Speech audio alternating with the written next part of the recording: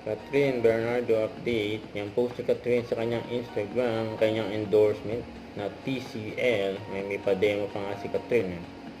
Maglalaro si Catherine, no? Gamer pala si Catherine, no? PlayStation.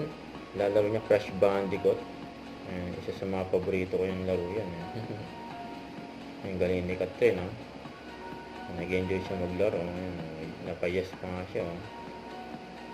Yan, TCL. Minodel pa nga ni Catherine ng kanyang outfit.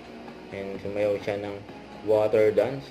During ABS-CBN Christmas special. Saka isa pang outfit niya. Kaya ninatid pa nga ni DJ last night. Sa band, si Catherine.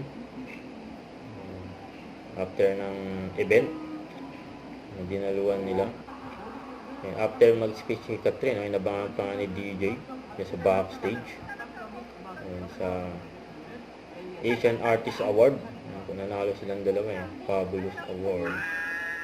Grabe pang reaction, no? Nagbi-video. Huwag kalimutan mag-subscribe, click ang notification bell para lang updated po ang future reaction vlog. Bye guys, thank you for watching.